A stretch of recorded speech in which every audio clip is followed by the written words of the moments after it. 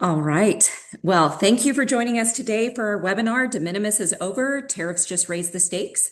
With all of the recent changes in global trade policy, we're planning to spend 45 minutes going over all the changes, how it's affecting merchants and 3PLs, and strategies that people are taking to address it. Feel free at any time to add any comments into the chat. It should be available for everyone. And then if you have any questions, you can add those into the Q&A section as well. Just a housekeeping note. We will be reading through questions in the Q&A. However, if we don't get to them, we will make sure that we respond back to you directly for those if you have any questions we don't get to.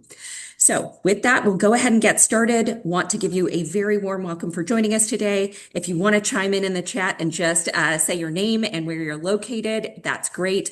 Also, as we're going through this process, we would love to hear your stories about what you're seeing from a tariff perspective, what your organization is doing, and if you have any great stories, we've got a really nice bottle of Sancerre available for the best story about what you are doing related to tariffs.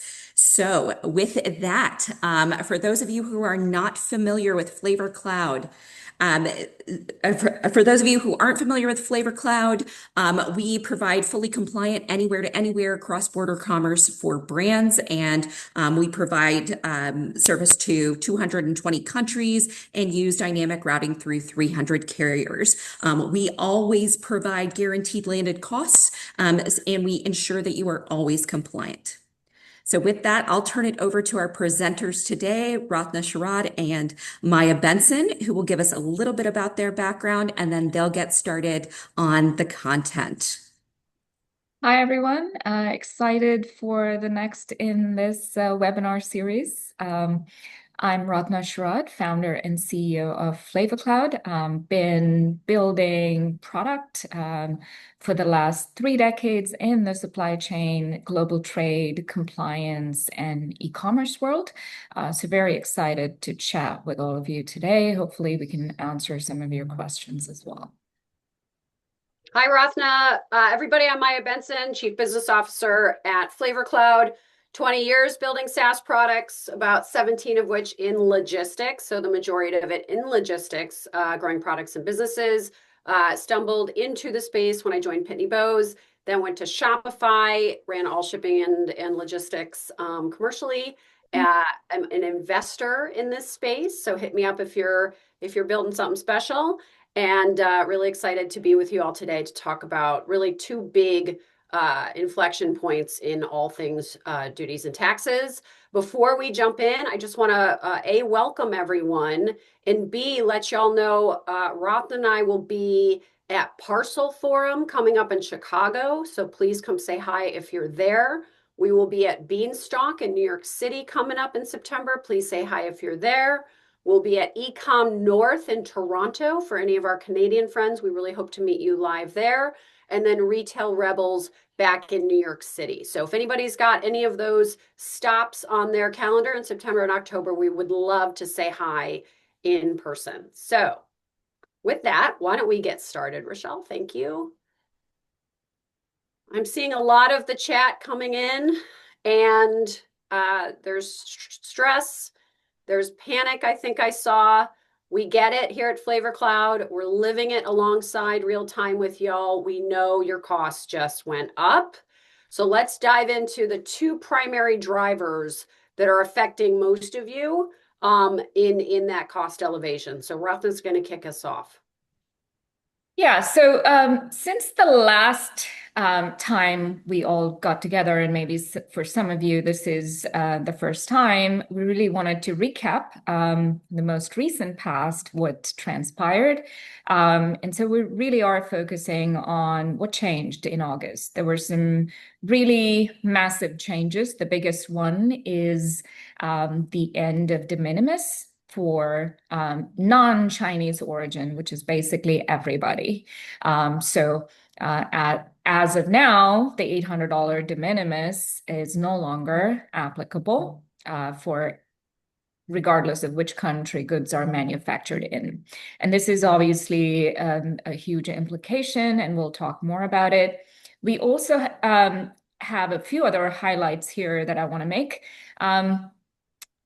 So in terms of Canada, there was a big increase from 25% to 35% tariff. I know that's top of mind for a lot of our brands, so I want to highlight that. And it does have implications to conversions, and we'll talk more about how mitigation strategies there. There's also a set of over 60 countries that saw changes in import tariff. And this is anywhere from 15 to 50%. So 50% on the higher end, there's Brazil. There's also India. And so these countries, if you are manufacturing in any of these countries, it's a pretty significant implication for your wholesale imports that are coming into this country. So we'll talk more about that as well. There's also other countries. So when we had the original China tariffs go in, there was a lot of sourcing changes that brands made. But now if you look at the list of countries here, it's not just India, it's Laos, you got Bangladesh, Indonesia, Malaysia.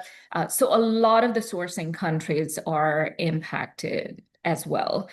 So that's another call out that I wanted to make. And finally, postal. So there's big implications to postal. Any postal import to the US. So it could be USPS, it could be any of the other postal carriers. They typically do not have the ability to assess, they being CBP, does not have the ability to assess duties and tariffs on these goods. So there is a blanket, and we'll talk more about this, anywhere from $80 to $200 that's being assessed on every postal parcel or shipment. And as a result, there's a lot of changes. USPS has come out specifically and said that they're going to be requiring 6-digit HS codes, while a lot of other postal carriers have suspended imports into the US. So those are the highlights here. Next. All right, let's go deep into de minimis specifically that Rafna just highlighted, right? So this was everything. So made in China goods were suspended from de minimis about 2 months ago. So anybody that had made in China coming in under de minimis for the past 2 months has gotten used to now paying duties and taxes. Okay, so for those of you that are already 2 months ahead, you now at least know what compliance looks like and what your cost looks like. For every other made in country, no matter where something's made, everything from $0 now gets an import duty or tax. Okay. And you can see some images here on the right that just give you order of magnitude of what that looks like. So 8/29 will be the date for which wherever something's made, right? So country of origin is made in, will incur duties and taxes from $0. Postal shipments, as you heard Rafna say, because they can't process through a normal duties and taxes paradigm, will be incur $80 to $200 per import charges until the posts are ready. Okay, that's very significant cost for anything coming inbound via the post. And as you heard Rafna say, there are many posts that have literally just shut down and turned off service into the United States because they can't handle the cost or the compliance. Okay, so that's a big deal. So quickly understand if you've got anything coming in via any post, because there'll be either significant fees on a per import level or no service will be available. Where this may be acute for many of you is on returns. Most returns come back into the US via postal. Okay, so you will be facing postal fines and penalties if you continue to leverage those rails. And additionally, like we said earlier, you're going to be taxed coming back into the United States unless you have a partner or provider that can help you with what's called duty avoidance. Okay, so folks like Flavor Cloud can help customs understand that something is a return and therefore avoid that duty and tax coming back into the US. So major kind of implications for all of us on de minimis. Many of us will see this mostly through returns. Okay. Yeah, Ratna? Let's talk about what are the significant pain points that we are seeing with our merchants and 3PLs, and we'll dig in a little bit more into some of these. First of all, it is the higher costs. So this is for imports. Maya talked about certain examples where you saw there was a significant increase in tariffs based on the sourcing country. So if you have sourcing, for example, in India, you're sourcing from Swiss-made goods, any of these have really high tariffs now. And so as a result, the cost of your goods has increased. So that's number one. So really thinking about what are the implications for your specific commodity? How is it impacted by the tariffs? That's essentially what the first bucket is. Second, we talked a lot about postal pain, and so it's really referring to if you're using postal rails, that could be a real problem. Third, increased delays. Now we've gone from under the radar de minimis treatment for under $800 to zero. So basically duties and tariffs being assessed on all commodities, regardless of country of manufacture. And therefore, that means there could be additional customs clearance delays. This is also something to bear in mind, depending on the carrier and their capability or your tech stack and the capability in terms of having accurate declarations and having all the additional details, because that makes customs clearance easier. And so it really depends on, how your network is set up, your supply chain is set up. The next one is about consumer impact. So all of us as U.S. consumers here, are used to a duty-free, not paying under $800. We've never had to pay duties and tariffs, so that's new. This certainly has an impact on consumer purchase behavior and something to be aware of. And certainly something that can impact your pricing strategy. And then the next one is about cross-border returns. So really thinking about returns, if you are doing returns and bringing it into the US, and we're using the de minimis to really not have to process through customs, so really going under the radar, that is no longer an option. So returns need to be declared as returns, and paperwork needs to reflect that so that it has a duties exemption essentially on the returns, and you do not get assessed duties and tariffs as if you were importing a product. And then finally, it is just the frequency of changes. Now we see a lot of changes that are on the cards, and there's still discussions on what changes might be coming, and even within the next few months. So that's something that really preparing for agility and being able to react and be nimble is the name of the game. So those are the key. Let's get into how you manage for all of this volatility.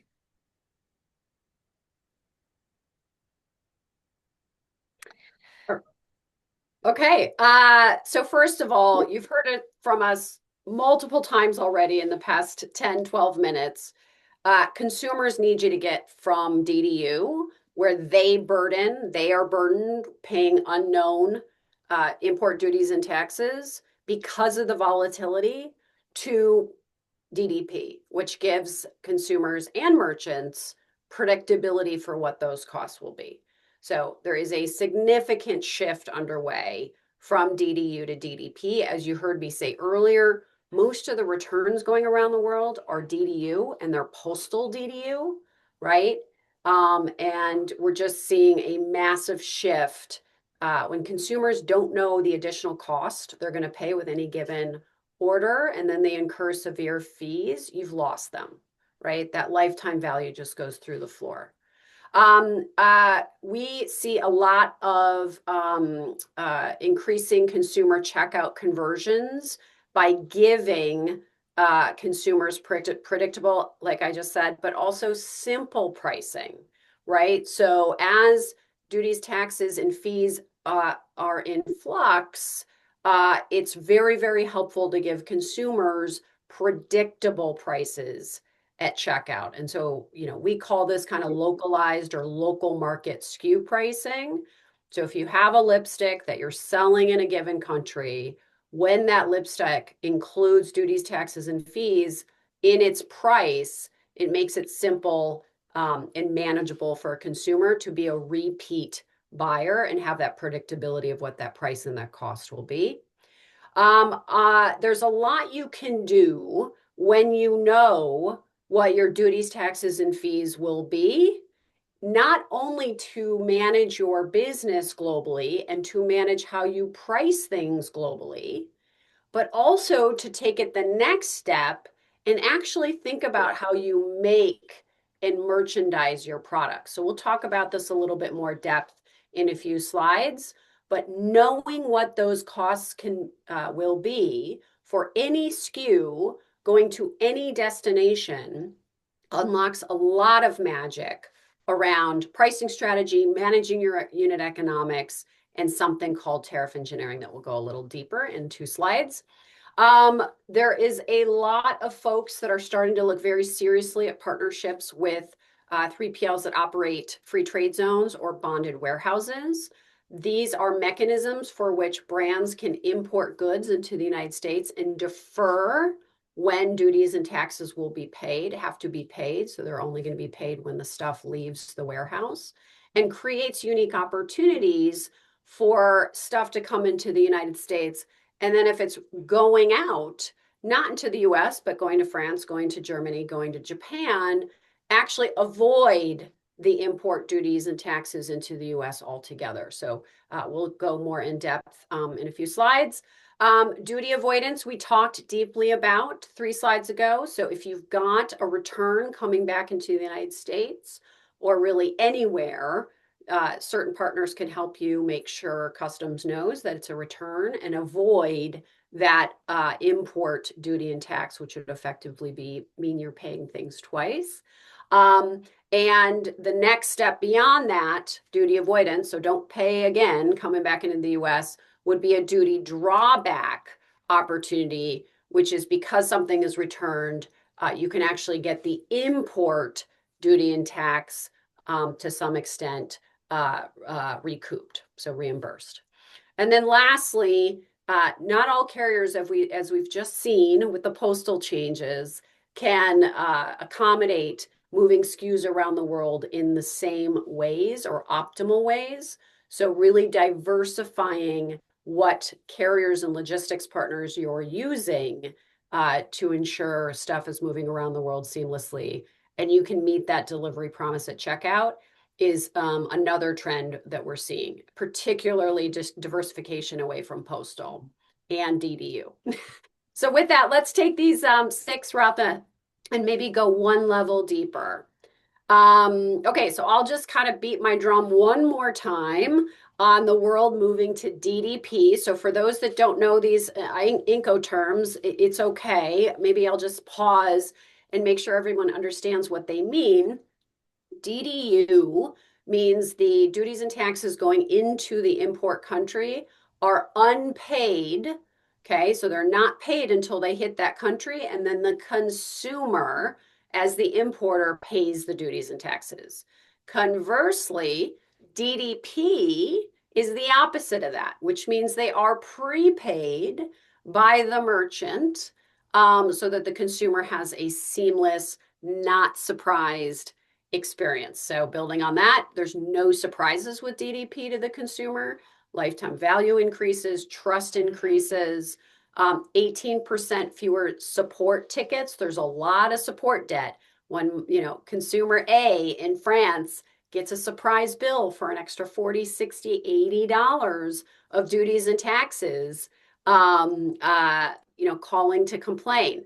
Additionally, those consumers can refuse that order, and now you've got return to sender cost to power the fuel or the destruction of that good. On the reg side, consumers continue to be just all of us are consumers at the end of the day.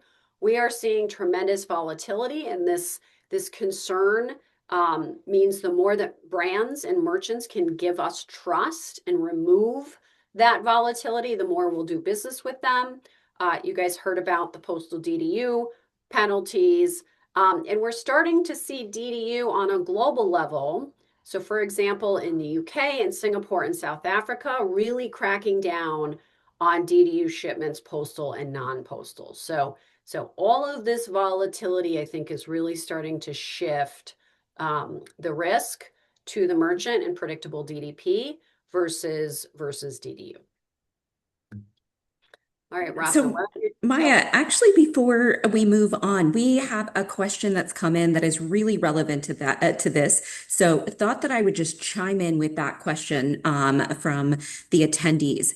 So, does this mean that all U.S. bound postal shipments, even if they are DDP, will also be assessed the $80 to $200 charge, or is that $80 to $200 charge only for DDU imports? Great question, Rafna.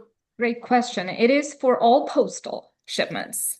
And typically, DDP in postal is more of a derived thing. So postal carriers offer a DDP solution where they're often calculating it for you. Now, the customs is still going to assess a postal shipment the same way. The difference is who pays. That's where DDP or DDU really is different. Great question, y'all. Keep them coming. Ratna and I are excited to go through this this presentation, but it's much richer when you have questions. So please keep them coming in. Thank you. Yeah. Okay, Ratna, let's talk about FTZ. Okay. So one of the requests that we're seeing more often now from brands is FTZ and bonded warehouse requests. So we wanted to kind of go through what does it mean. We're working with several partners on enabling FTZ capability. And what does it really allow brands to do? So I want to walk through that. It's obviously, is this the right solution for you? And the types of commodities is a decision that the brand needs to make, really by looking at the unit economics. But in general, what this allows brand to do is, first of all, an FTZ is a free trade zone. So you're designating a warehouse as an FTZ. It has to be certified as such. That means it is not U.S. territory. So you're able to bring in goods, import into that. It hasn't actually reached U.S. soil, if you will. And so when you actually put goods in there, you don't pay duties and tariffs on those goods. And that allows for cash flow, benefits, obviously, because you're not paying these duties and tariffs while you're importing these goods. But when you actually remove them from the warehouse for, let's say, domestic fulfillment, and that's when you will need to pay the duties and tariffs. And so that allows you to defer until a sale is made, let's say domestically, and then you're able to pay the duties and tariffs. The second piece of it is when you are, let's say fulfilling from the FTZ to the rest of the world. So that is the cross-border aspect of, when you actually remove goods from the FTZ and you are re-exporting that to Asia or Europe or wherever, in those cases, because it is, it again does not hit the US soil and is being re-exported, there are no duties and tariffs assessed. So in order to do that, though, you do need certification with CBP, work with bonded carriers, and there's some very specific processes that need to be followed on every single shipment to show that it was properly brought in, and that there are no duties and taxes that need to be paid. So that's essentially the model and why it can be beneficial. So let's go to the next one. Okay, I'll take this one as well. Localize product pricing by market. So this is a strategy that we've actually seen very significant adoption and really great conversion and mitigation of tariff impacts on. And so one that we're very excited about. What this actually means is you are able to take so let's say you have a product price that you've established for the US. And now you're looking to establish a localized product price, if you will, for your most important market. So for example, for Canada, you want to be able to have a SKU level product price that could be inclusive of all of the tariff implications, the landed cost, duties, taxes, and fees, even, so that the consumer sees you can see the example here on how it is a fully loaded or inclusive price with the landed cost. You could also include shipping in it oftentimes, and this is one of the great things to A/B test. It really depends on your SKUs. But what you can do with this is customize by market, and really for your highest performing SKUs, really optimize what the pricing needs to be for each market that you care about. And that saw a dramatic 13x increase in conversion. So this is one of the strategies that we do certainly recommend. Yeah, it just extracts the complexity from the consumer, number one. And it also allows for some of the volatility that's happening to be masked, right? So as brands and merchants, y'all can choose what, if any, you want to pass along as changes happen. And if there's small changes, again, it just allows consumers to have reliability, transparency, and trust in a consistent price.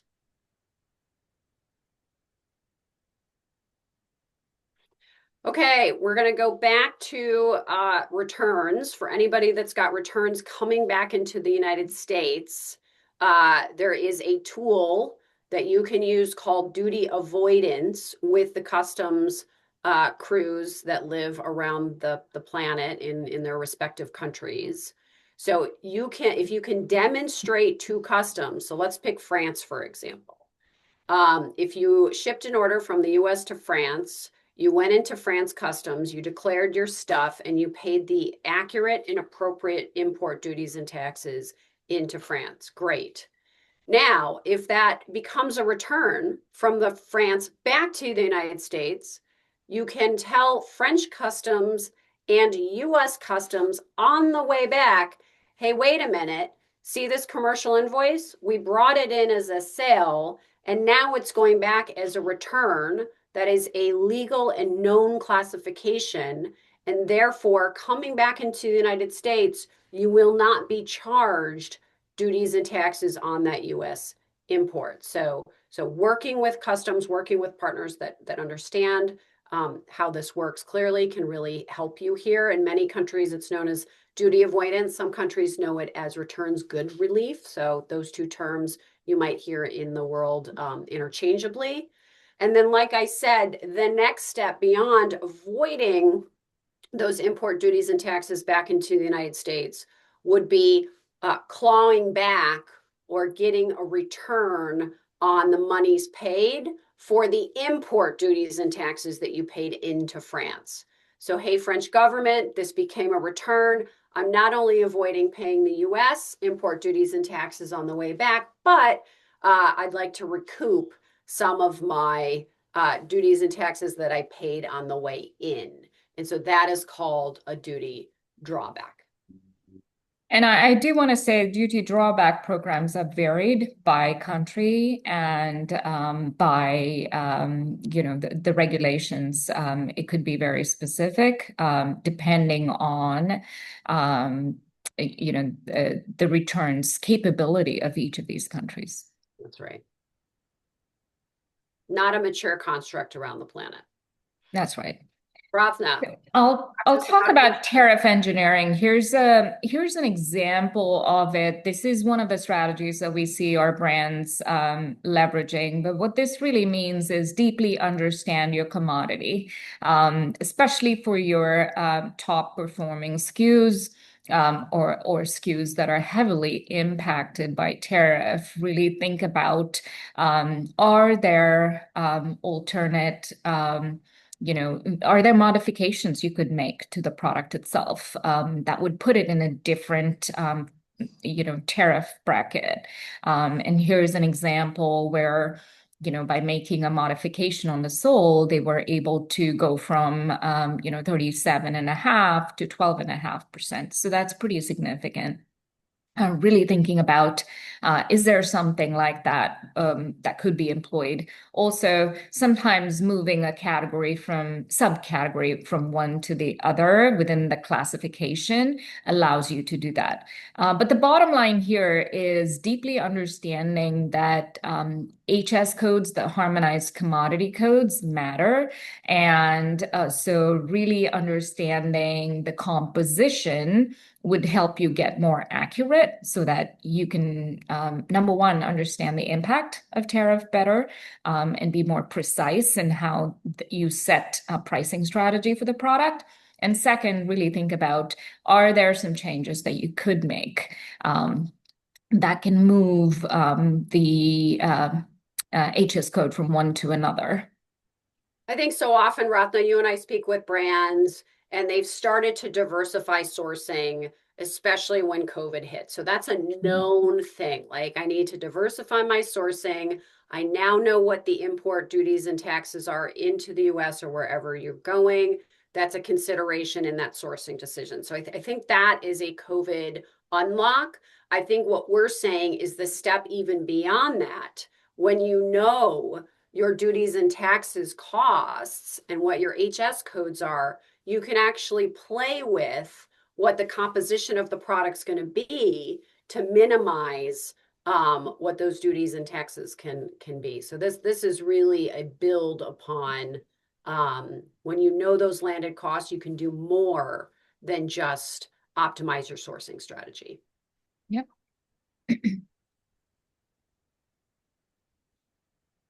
Maya. Always on compliance. Okay, we live in a global commerce world. 19% of GMV comes from selling across borders. You need to be able to make sure that product catalog of yours that's changing on a monthly, quarterly basis is ready to ship and be compliant on the global scale, right? So that really anchors in the accurate 6-digit HS code at a core catalog level. And then when you ship something to a destination and you know those last 4 digits, the accurate 10-digit code, which we're seeing more and more requirements for fully whole and accurate 10-digit HS codes as these regulations continue to scale. And so leveraging intelligent product classification and landed cost engines is critical. We are now living in the land of AI and large language models that can read text and images at a pace and speed that humans haven't been able to. So deeply look at sophisticated tech partners that can drive automated, dynamic, and accurate HS codes right into your catalog. And I think this is just the core anchor for getting global trade correct. So I think this is that always on compliance, I think, is just really the age of 2025. Yeah, and this has become table stakes now. So that is it's no longer, it's not about an advantage of any sort. It really is table stakes. And it's important to ensure there's no margin erosion for brands. That's right. And because it can be done via automation and technology, it also allows brands to classify their entire product catalog, right? It used to be limited product catalogs that would be sold around the world because it would be expensive to classify everything. So technology is now automated and democratized those costs so the full catalog can be ready at all times. Yep. Okay, let's talk a little bit about a few different strategies from a network standpoint. So really thinking about supply chain optimization and what are some of the things you could do. We talked about postal implications, but there's also carrier capability that often determines whether they can declare the right things to customs, are able to electronically manage compliance for you. A lot of different carriers have different capabilities in different countries, and even importing into the US, how many of them can comply with all the new declaration requirements. All of these really lead to the need for a diversified carrier network so that you're not, when these things change, it's not a question of whether they will. There's going to be different implications. Like, for example, Canada Post, we know there's an issue coming, and it will be an issue for the holidays. There was also DHL that stopped shipping to Canada. So many of these implications are ones you want to protect yourself from so that it's very seamless, business as usual, and automatic rerouting happens. And so diversifying the carrier network is important. There's also regional strategies. So in terms of supply chain optimization, we talked about FTZ and bonded warehouses as one of the options, but really thinking about manufacturer to consumer type of scenarios. That may be something where you can bypass the US and really think about, direct fulfillment from the sourcing nation. There's also other types of nearshoring where you could have a non-FTZ type of warehouse, but really now you're looking at a US based warehouse when you didn't need to before, or a regional warehouse in EU or APAC for a much more regionalized fulfillment strategy. So all of these are different supply chain optimization decisions and require understanding what the implications of your sourcing strategies, your tariff implications for your SKUs, and really thinking about how can you be more nimble, given that we're going to see a lot more of these changes in the coming months, and maybe into next year.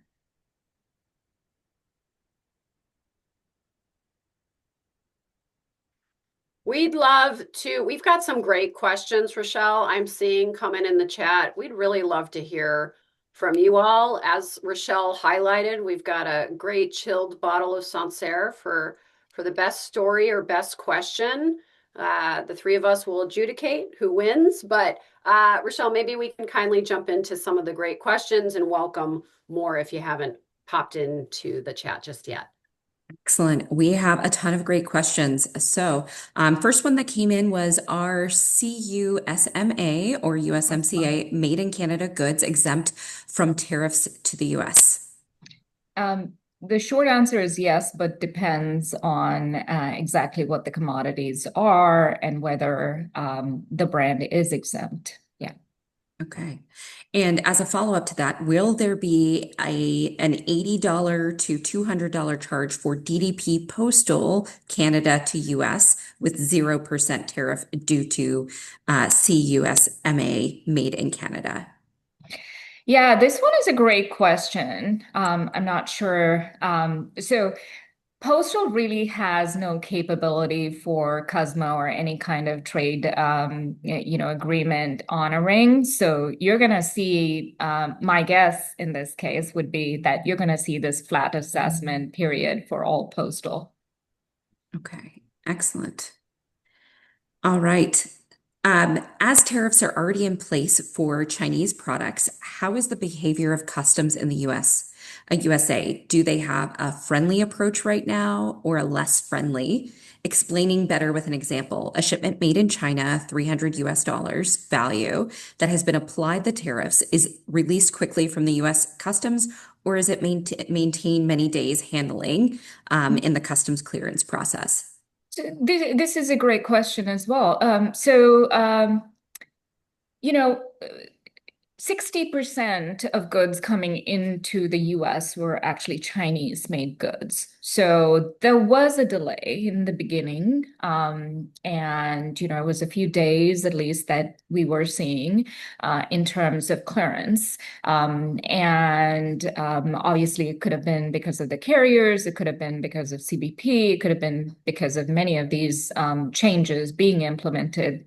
And they were being rolled, one change at a time. But what we're seeing is that CBP is able to process this just fine. There are no issues, and they're actually, able to handle the volume. So the additional 40%, I don't think is going to be an issue.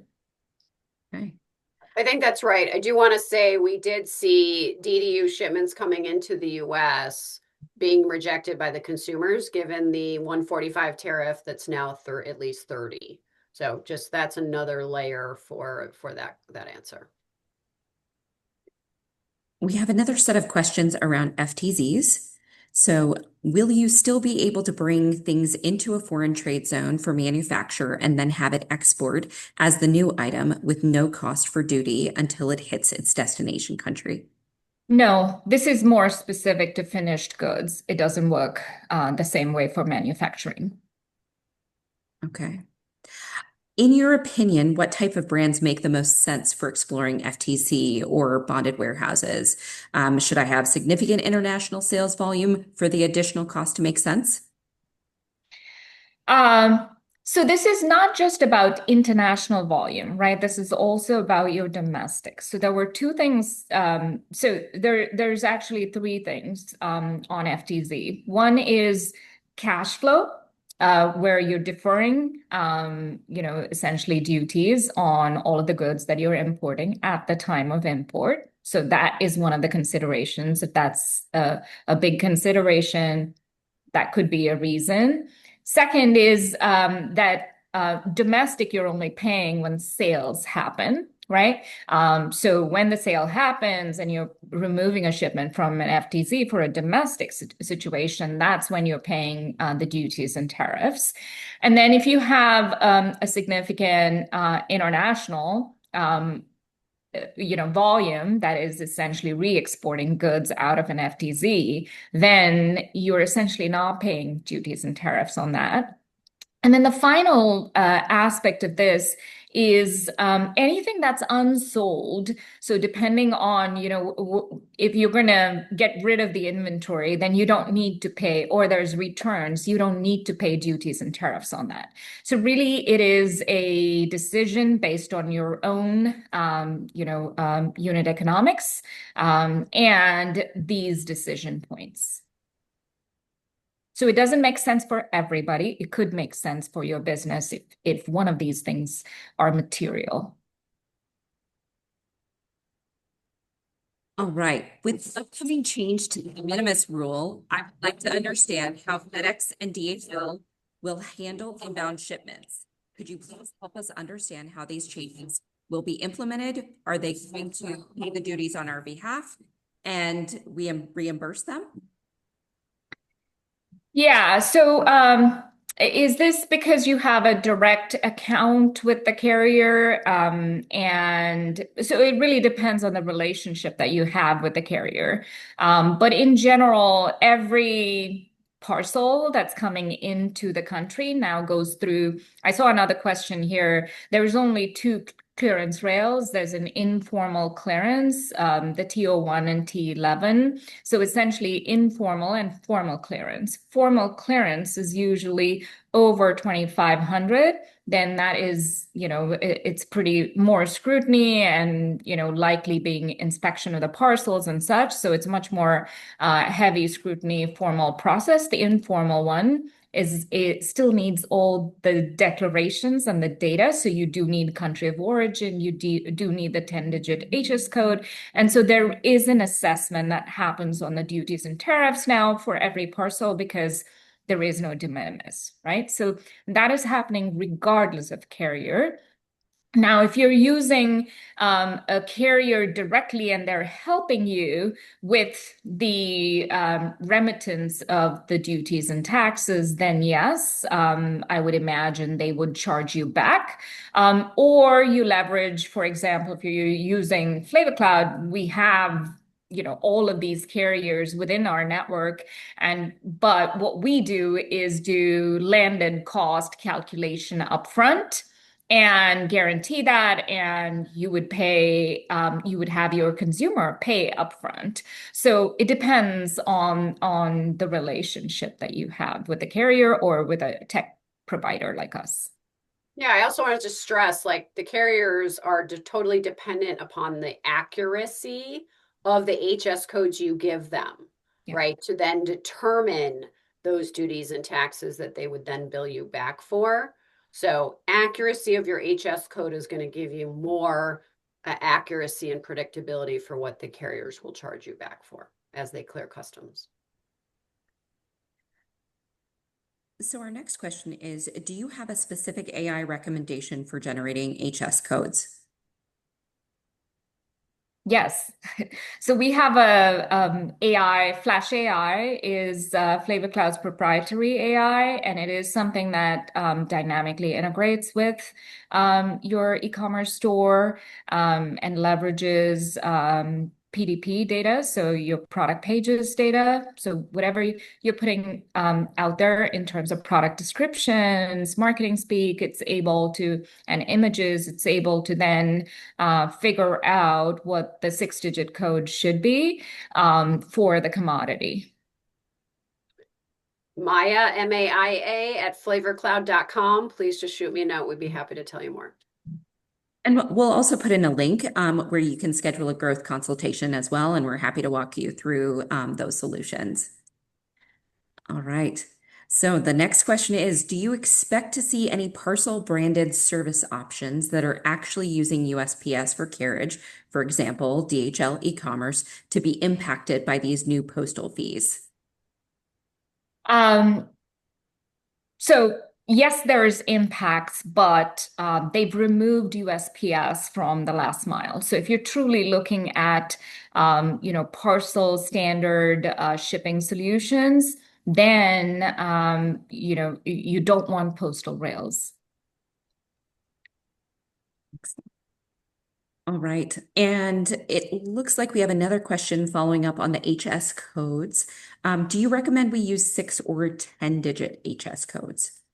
So, 6 digits. So let me explain, how this works. The 6-digit HS code has the first 2 digits is the chapter, which is the highest level. So let's say women's clothing. The second 2 digits is the subchapter, which is basically saying, oh, it's tops. So it's a category within that. And then the remaining 2 digits gives you, composition. So 100% cotton, let's say. So the 6-digit allows for, it's a standardization across every country around the world, so that the commodity, the 6 digits, will tell you exactly what this commodity is, and it's understood for trade. Now, the remaining 4 digits are country specific. So it's actually up to 4, but depending on the country. But the 4 digits are dynamically applied, typically based on the consumer location. So that is something that we would do for landed cost calculation when we, provide landed cost at checkout. we're taking the 6 digit and saying, what is it based on the consumer destination of, let's say, Canada? It's a different 4 digit than the US, than China. So that needs to be applied dynamically. Now, what the US import is requiring is that 10 digit. The US classification system is actually called the HTS system, but essentially it's the same HS classification, but the last 4 digits are required to really understand US specific classification. So your product catalog needs 6 at all times, and checkout and where it's going needs the additional 4 to tell it which country it's going to. All right. So we have our next question, which is some cross-border vendors are heavily promoting 3B to C schemes. What is your take on these programs? Is this the B2B to C? Yes. So it looks like this is B2B to C. Okay. Yeah, so it really depends. Again, B2B to C is a strategy that was it certainly worked when you didn't have de minimis, right? So this is what the Sheins and the Temus of the world really did. So what they would do is when sales are made, you would bring individual parcels into the country through a B2B to C move. And what that allowed for is that you only needed to bring it in so you didn't need to actually hold the inventory in country. You would just bring it in and it would seamlessly be delivered to the consumer. Now you have to think about implications here. Because there is no de minimis, and therefore there's going to be duty and tax assessment on these parcels. And so if you did that, can it still make sense? Perhaps it can still make sense if the costs of creating an operational entity in a warehouse and holding goods in country is more expensive. So it really depends on the commodity. It's actually the opposite of nearshoring. What we're seeing is more of the latter.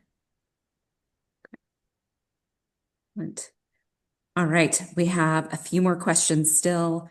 If a US bound return is assessed duties and taxes by customs because my filings aren't correct, does that bill go to the end customer or to my brand? I'd like my customers to be completely unaware of these types of issues, but I'm not sure how it works. So the best option is to do DDP.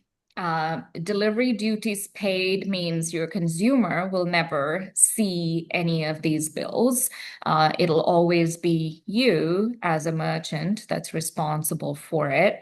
Now you could, so if there's this additional bill, I didn't catch what scenario, but really if there's an assessment that's different, an additional, it could be a merchandise processing fee or something else that you didn't foresee that's now being assessed, then that will either pass to the consumer in a DDU model or to the brand. In your case, you would get that additional bill. Now, what we do recommend is a guaranteed DDP model where, you pass that onus on to a platform like us, where we have to be keeping track of all these dynamic tariff and MPF and all these additional changes so that we provide a fully guaranteed cost inclusive of all of these changes real time. So you kind of protect your own margins in that DDP model. Okay. Thanks, Ratna. A couple more questions. Are there any exemptions or strategies for receiving product production samples, not final inventory for commercial sales, when doing product development with overseas partners? For example, can you see a different HTS code when getting samples for product design versus importing the product itself? I'm not sure on that one. We will come back to you. I've never seen a sample scenario where it would be a different HS code. So I think it really depends on whether it's a finished good or not. Mhm. Okay. And this did come from an anonymous attendee. So if you'd like us to respond to you in the future, feel free to send a message to the host in the panel, and then we will make sure that you get your answer. Also, a specific example with exactly what that is would be helpful because then the classification matters. Okay. All right. And then we have one more question, which is if we want to continue shipping from Canada to the US, goods are CUSMA compliant, so no tariff. What kind of clearance fees can we expect? Um, Brokerage on a per shipment basis. Most orders are valued below $800. Yeah, well, the $800 doesn't matter anymore. So now what you would see is really the duties and tariffs based on the commodity. And typically, you want to work with a partner that's automating the clearance and provides you a predictable cost inclusive of all fees. And that's why I think the guaranteed DDP model is better because then brokerage costs are not extra. Yeah, the answer depends on what your broker's going to charge you. Yeah. That's the real. So it's just totally dependent on brokerage, each brokerage costs. Okay, excellent.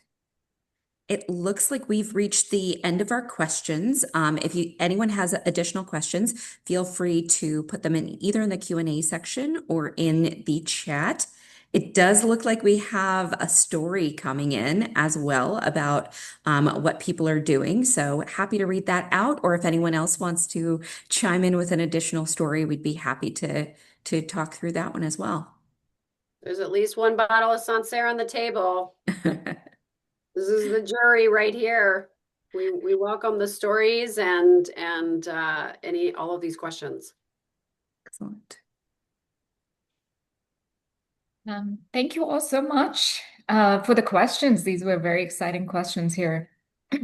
Excellent. And if you have something specifically product related or detailed questions, feel free to reach out to us directly. I put the growth consultation link in the chat, and we will also send you a follow-up email with links to the resources that were referred to here, the Tariff and Trade Hub, the de minimis blog, the USMCA blog as well, and the growth consultation link. You will also receive a link of this to the recorded version of this webinar as well. Just want to say thank you to our presenters, Ratha and Maya. Great job today, getting lots of awesome feedback. And thank you to all of you for joining us today. We hope that we get a chance to speak with you in the very near future. Thanks again for joining us. Thank you.